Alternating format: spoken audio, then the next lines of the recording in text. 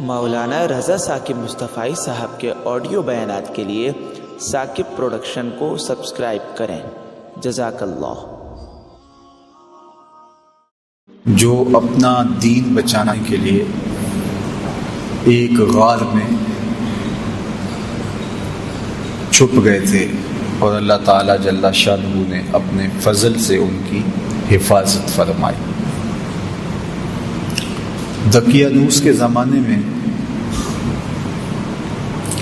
ایک مقتل تیار کیا گیا اور افسوس شہر کے اندر جو لوگ بتوں کی پرستش نہیں کرتے تھے ان کو اس مقتل میں لے جا کر کے قتل کر دیا جاتا۔ لوگ ڈرتے ہوئے بتوں کی پرستش کرنے لگے۔ اسی شہر میں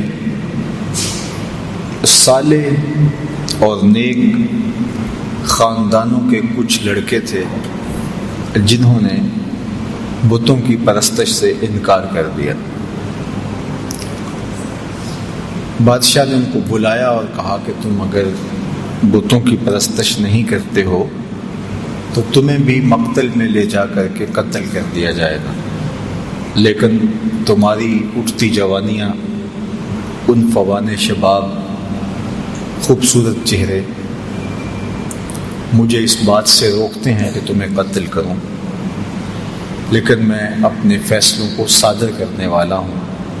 البتہ تمہیں 3 دن کی مہلت دیتا ہوں، تم سوچ لو ورنہ تمہیں بھی قتل کر دیا جائے گا۔ تو وہ نوجوان آپس میں مشاورت کرتے ہیں کہ کیا کیا جائے۔ کفر کو، بت پرستی کو تو کسی صورت میں ہم قبول نہیں کریں گے، دوسری صورت قتل کر دیے جائیں۔ راستہ یہ نکالا کہ شہر چھوڑ دیں اور کسی غار میں جا کے پناہ لے لیں۔ تو ان سب لڑکوں نے گھروں سے کچھ ضروری سامان لیا اور جا کے ایک غار میں پناہ لی۔ راستے میں ایک چرواہا ملا، اس نے کہا کہ تم کدھر جا رہے ہو؟ تو انہوں نے غرض بیان کی تو اس نے کہا کہ یہ آفت تو میرے اوپر بھی آئے گی جب ہر شخص کو بت پرستی پہ مجبور کیا جا رہا ہے، تو چلو میں بھی تمہارے ساتھ چلتا ہوں۔ چرواہے کے پیچھے اس کا کتا بھی ان کے ساتھ ہو لیا، تو انہوں نے اس کتے کو ہٹانا چاہا۔ ظاہر ہے کتا ہے تو جب وہ اپنے ہم جنس کو دیکھتا ہے تو شور و غل کرتا ہے، تو یہ پکڑے جائیں گے۔ لیکن کتے نے بارگاہ ایزدی میں عرض کی اور زبان حال سے کہا کہ میں کوئی ایسی حرکت نہیں کروں گا، آپ کی سنگت مجھے محبوب اور مرغوب ہے۔ تو ان کا کتا بھی ساتھ ہو لیا۔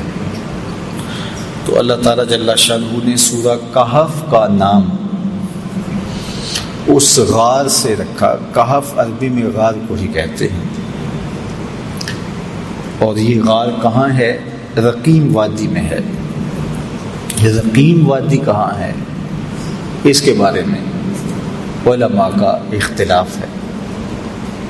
امام قرطبی نے لکھا ہے کہ یہ اندلس کے قریب جگہ ہے جہاں رقیم وادی ہے اور اصحاب کہف کا غار ہے۔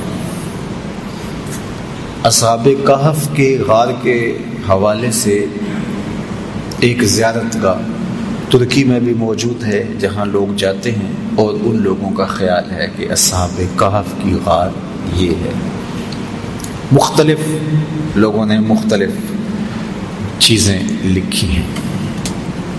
بہرحال کہف غار کو کہا جاتا ہے، اور رقیم اس وادی کا نام ہے یا اس بستی کا نام ہے جس بستی میں یہ غار تھی۔ تو اللہ تعالیٰ جل شانہ نے قرآن مجید کے اندر ارشاد فرمایا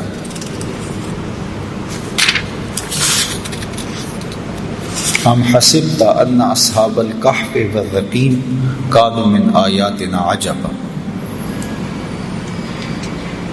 تمہیں معلوم ہے کہ پہاڑ کی کھو اور جنگل کے کنارے والے ہماری ایک عجیب نشانی تھے۔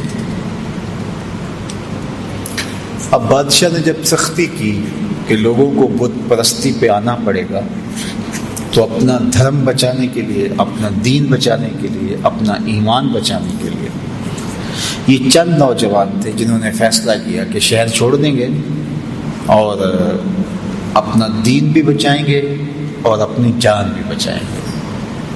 شہر نہیں چھوڑتے تو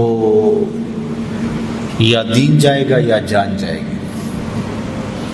اگر بادشاہ کی مان لیتے ہیں تو دین سے ہاتھ دھونے پڑیں گے، اگر نہیں مانتے تو جان سے ہاتھ دھونے پڑیں گے۔ تو تیسرا راستہ یہ نکالا کہ دین بھی بچ جائے اور جان بھی بچ جائے۔ تو یہ اس غار میں پہنچے، ظاہر ہے منزل ان کی آگے تھی، تو ابھی یہ شام کو بھاگے تو رات 1 رات 2 رات وہاں قیام کرتے اور پھر آگے کہیں نکل جاتے۔ لیکن وہیں جب پہنچے تو ان کے اوپر نیند کا غلبہ آ گیا اور یہ اس غار میں سو گئے۔ جو ان کے ساتھ کتا چلا تھا وہ بھی غار کے دھانے پر بیٹھا، تو کتا بھی آغوش نیند میں چلا گیا اور یہ سوئے رہے، حتیٰ کہ 309 سال تک یہ نیند میں رہے۔ 3 صدیاں بیت گئی اور یہ نیند کی حالت میں رہے۔ اور اللہ جل شانہ نے ان اپنے پاک باز بندوں کے لیے اہتمام یہ کیا کہ ان کو بھوک اور پیاس بھی نہ لگی۔ انسان کو جتنی مرضی گہری نیند آئی ہو، جب بھوک لگتی ہے، جب پیاس کی شدت ہوتی ہے تو پھر انسان جاگ پڑتا ہے۔ تو یہ الوہی اہتمام تھا کہ اللہ جل شانہ نے ان کو بھوک اور پیاس بھی نہ لگنے دی کہ یہ جاگ پڑے۔ انسان باہر سے شور سنتا ہے تو شور کی وجہ سے بھی جاگ پڑتا ہے۔ تو اللہ تعالیٰ جل شانہ ارشاد فرماتا ہے فَضَرَبْنَا عَلَىٰ آذَانِهِمْ فِي الْكَهْفِ سِنِينَ عَدَدًا، اور ہم نے اس غار میں ان کے کانوں پر گنتی کے کئی برس تھپکا دیے، کانوں پر تھپکا لگا دیا کہ کوئی نامناسب آواز جو ان کو بیدار کر دے وہ بھی ان کے کانوں تک نہ جائے۔ اتنا عرصہ انسان ایک کروٹ پہ پڑا رہے تو پھر عضو بدن ساقط ہو جاتا ہے، لیکن اللہ تعالیٰ قرآن مجید میں ارشاد فرمایا وَنُقَلِّبُهُمْ ذَاتَ الْيَمِينِ وَذَاتَ الشِّمَالِ، ہم ان کی کروٹیں بھی بدلتے رہے۔ یہ سوئے رہے اور ہم اپنے فضل سے، اپنے کرم سے ان کی کروٹیں بھی تبدیل ہوتی رہیں۔ اللہ اکبر۔ اب ظاہر ہے کوئی وہاں سے گزرا ہو اور وہاں ان کو دیکھا ہو تو ارشاد فرمایا وَتَحْسَبُهُمْ أَيْقَاظًا وَهُمْ رُقُودٌ، اور اگر کوئی ان کو دیکھے تو یہ لگے کہ یہ جاگ رہے ہیں حالانکہ یہ سوئے ہوئے تھے۔ اور پھر یہ بھی ارشاد فرمایا وَتَرَى الشَّمْسَ إِذَا طَلَعَتْ تَزَاوَرُ عَنْ كَهْفِهِمْ ذَاتَ الْيَمِينِ وَإِذَا غَرَبَتْ تَقْرِضُهُمْ ذَاتَ الشِّمَالِ وَهُمْ فِي فَجْوَةٍ مِّنْهُ۔ یہ جس غار میں سوئے پڑے تھے تو جب سورج وہاں سے گزرتا تو ہم سورج کو تھوڑا سا دائیں بائیں کر کے گزار دیتے تاکہ ان کے غار میں دھوپ کی وجہ سے بیداری نہ ہو۔ کیسا نیند کا اہتمام کیا گیا، کہا کانوں پہ تھپکے لگا دیے اور تاکہ شور ان کو نہ اٹھائے، اعضاء کہیں جامد نہ ہو جائیں، ہم کروٹیں بدلتے رہے۔ دھوپ کی شدت کی وجہ سے گرمی سے کہیں بیدار نہ ہو جائے، ہم نے نظام قدرت کو بدل دیا، نظام فطرت تبدیل ہو گیا۔ یہ کوئی حدیث ہوتی تو شاید کوئی اس کو ضعیف کہہ کے انکار کر دیتا کہ تم اللہ کے ولیوں کے بارے میں اتنی بڑی بات کر رہے ہو، نظام ہستی تبدیل ہو گیا. لیکن یہ قرآن ہے، کوئی انکار بھی نہیں کر سکتا. اللہ اکبر. وَتَرَى الشَّمْسَ إِذَا طَلَعَتْ تَزَاوَرُ عَنْ كَهْفِهِمْ ذَاتَ الْيَمِينِ وَإِذَا غَرَبَتْ تَقْرِضُهُمْ ذَاتَ الشِّمَالِ. کہا ہم نے سورج کے رخ کو بدل دیا، وہ آتا سیدھا، لیکن جب غار کی جگہ آتی، ان کا پہاڑ آتا، تو یہ سورج تھوڑا سا خم کھا کے گزر جاتا. اللہ اکبر. اور پھر ارشاد فرمایا وَكَلْبُهُمْ بَاسِطٌ ذِرَاعَيْهِ بِالْوَسِيدِ. اور ان کا کتا جو ساتھ چلا تھا وہ کلائیوں کو پھیلا کر کے غار کی چوکھٹ پہ بیٹھا ہوا ہے. یہ بھی ایک اہتمام ہے. کوئی چرواہا گزرتا ہوا آئے تو وہ کتے کو دیکھ کر کے جو ہے وہ سائڈ پہ ہو جائے، اور کوئی جانور آئے، کوئی موذی جانور بھی تو 309 سال کا عرصہ بیت گیا، کئی موذی جانور آئے ہوں گے، گزرے ہوں گے، کتے کو دیکھ کے وہ بھی رخ بدل لیں، پہرے دار بھی بٹھا دیا. اللہ اکبر. یہ عرصہ بھی 309 سال کا. اور ارشاد فرمایا لَوِ اطَّلَعْتَ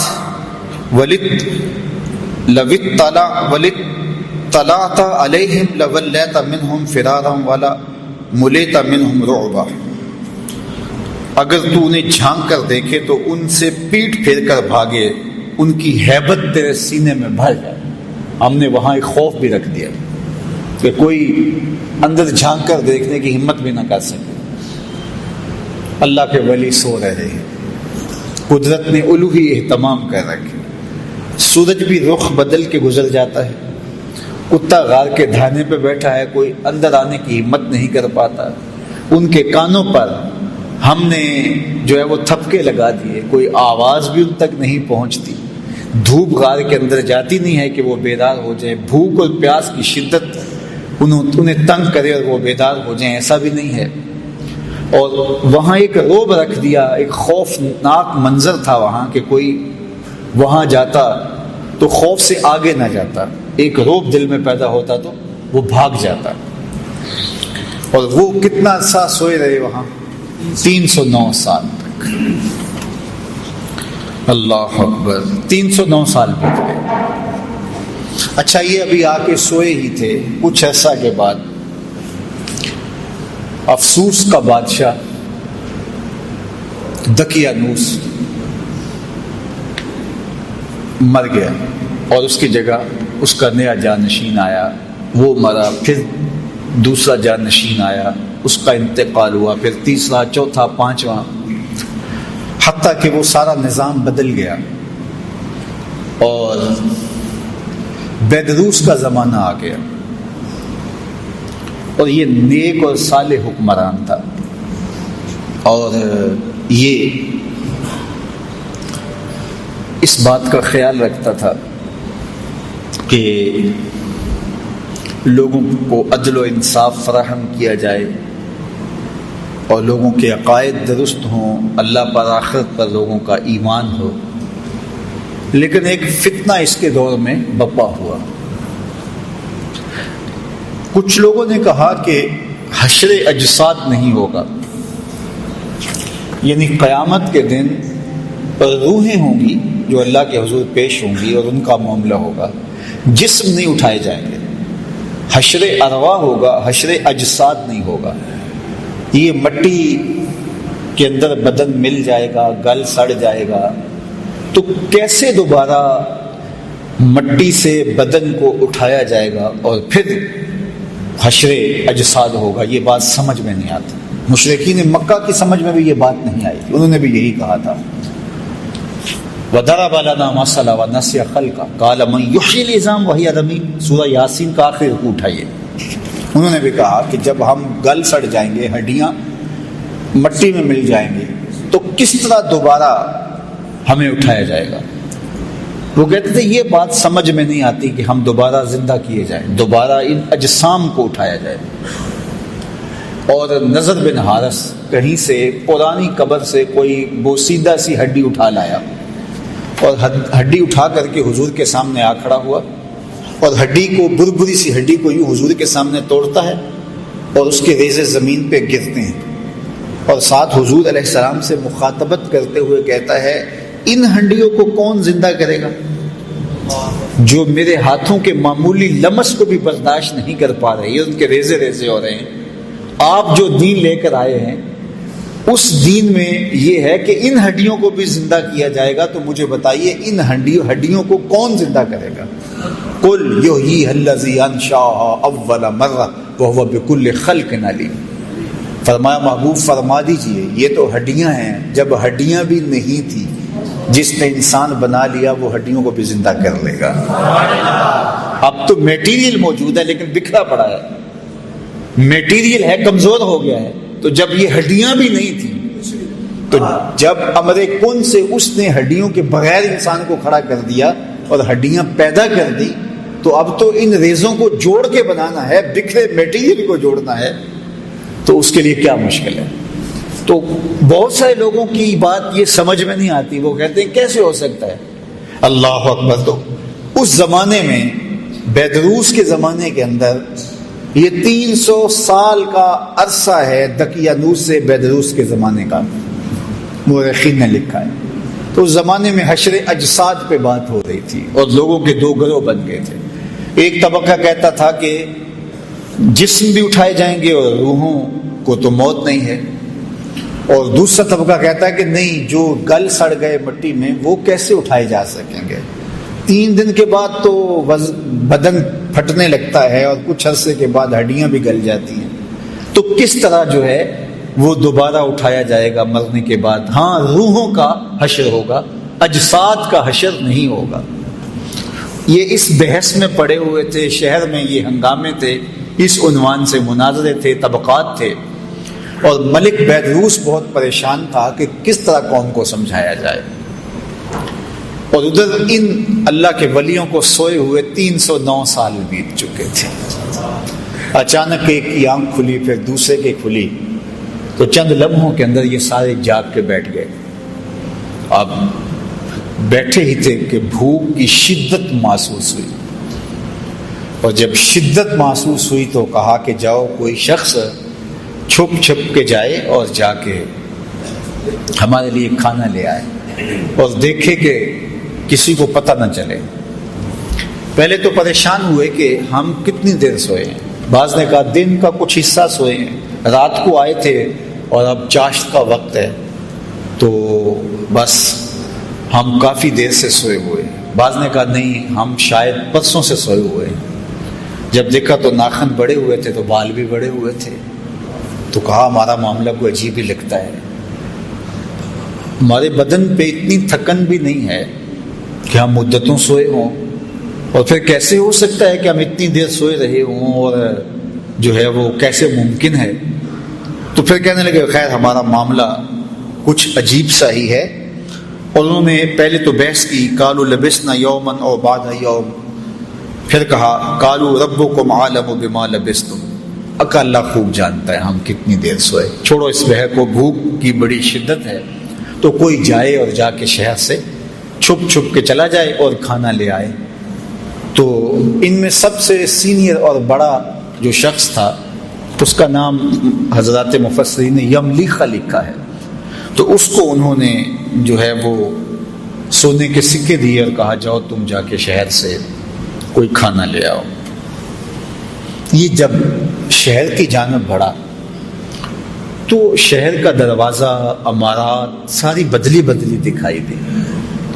ابھی کل ہی تو نکلے تھے اور ماجرا کچھ اور تھا، آج عمارتیں کچھ اور ہیں۔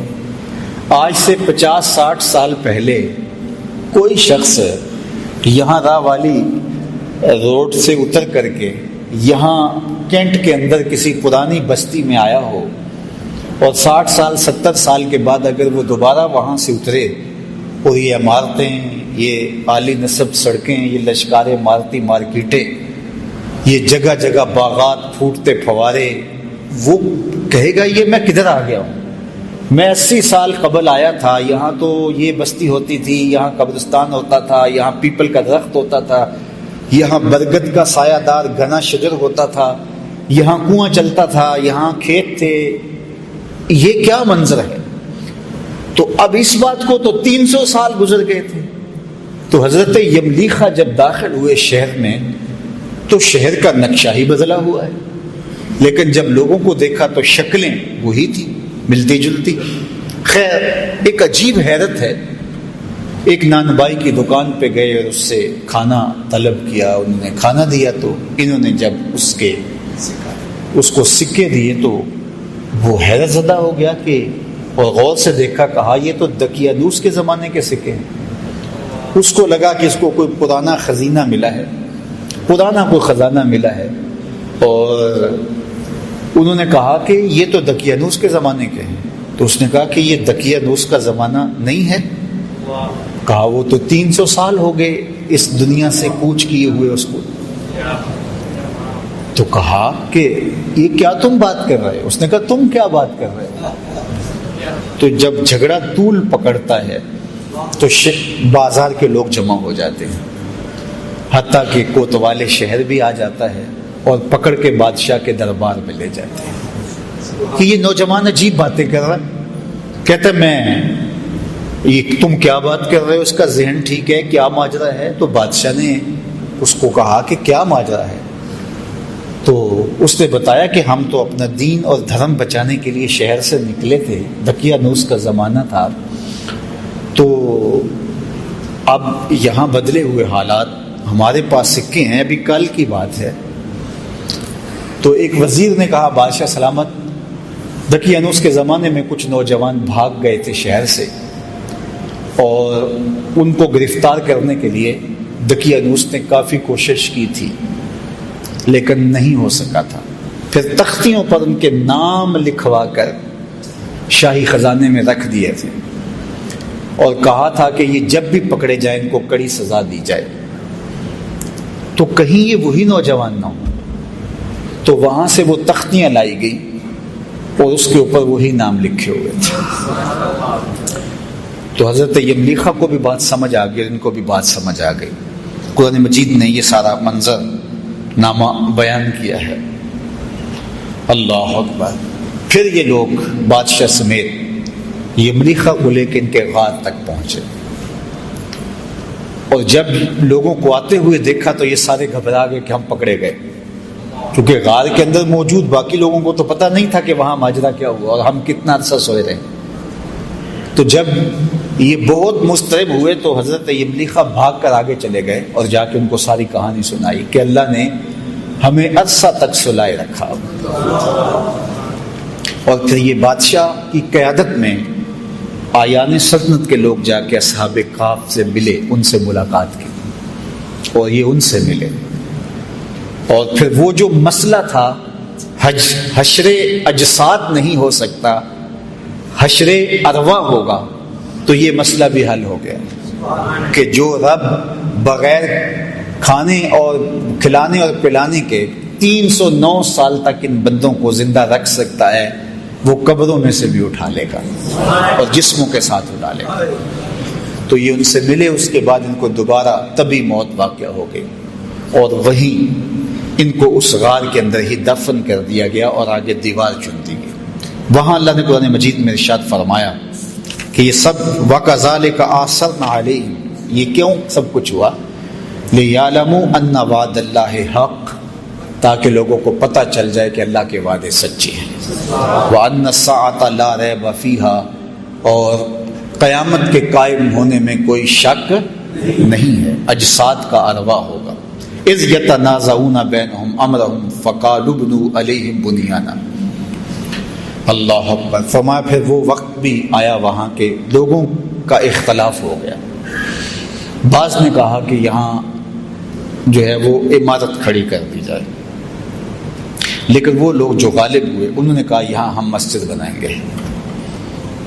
ارشاد فرمایا قال الذین غلبوا علی امرہم لنتخذن علیہم مسجدا، ہم یہاں مسجد بنا دیں گے تاکہ یہاں لوگ آ کر کے نماز پڑھیں اور پاک بندوں کی قربت کی برکتیں حاصل کریں۔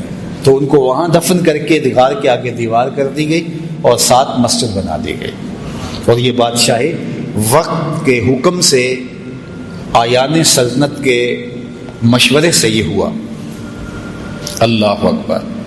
اب اللہ تعالیٰ قرآن مجید میں ارشاد فرماتا سیقولہم ثلاثۃ رابعہم کلبہم، بعض نے کہا 3 تھے چوتھا ان کا کتا تھا، ویقولون خمسۃ سادسہم کلبہم، بعض نے کہا 5 تھے چھٹا ان کا کتا تھا، رجما بالغیب، یہ ان کی اس طرح کی باتیں ہیں، ان کے اندازے ہیں، ان کی تک بندیاں ہیں۔ وَيَقُولُونَ سَبْعَةٌ وَثَامِنُهُمْ كَلْبُهُمْ، بعض نے کہا کہ وہ 6 تھے اور 7واں ان کا کتا تھا، 7 تھے 8واں ان کا کتا تھا۔ قُلْ رَبِّي أَعْلَمُ بِعِدَّتِهِنَّ مَا يَعْلَمُهُمْ إِلَّا قَلِيلٌ، ارشاد فرمایا کہ تمہارا رب خوب جانتا ہے، محبوب آپ فرما دو میرے رب کو خوب پتہ ہے وہ کتنے تھے، تمہارا موضوع نہیں ہے کہ ان کی تعداد کتنی تھی، تم اس میں الجھ کے نہ رہ جاؤ کہ وہ 7 تھے، وہ 5 تھے، وہ 3 تھے، چوتھا ان کا کتا تھا، چھٹا ان کا کتا تھا یا 8واں ان کا کتا تھا۔ تمہارا موضوع یہ نہیں ہے، تمہارا موضوع یہ ہے کہ مر کر دوبارہ اٹھنا ہے اور ایک عمل کا حساب دینا ہے۔ بعض اوقات ہدایت حاصل کرنے کی بجائے لا یعنی ابحاث کے اندر مبتلا ہو کر کے ہدایت کو لوگ ضائع کر دیتے ہیں۔ تو کہا کہ تمہارا یہ رب خوب جانتا ہے وہ 3 تھے یا 5 تھے یا اس سے زیادہ تھے، تمہاری کیا غرض، جتنے بھی تھے تمہاری نظر اس مقصد پہ ہونی چاہیے تھی کہ انہوں نے کفر کو قبول نہ کیا اور شہر چھوڑ دیا، اور تمہاری نظر اس پہ ہونی چاہیے کہ 309 سال تک بغیر کچھ کھائے پیے وہ زندہ رہے اور اللہ نے ان کو اٹھا لیا تو تمہیں بھی حشر کے دن اٹھا لے گا۔ اس کے لیے جو ہے وہ کوئی مسئلہ نہیں ہے۔ تو اللہ جل شانہ نے اس واقعہ کو بیان کیا۔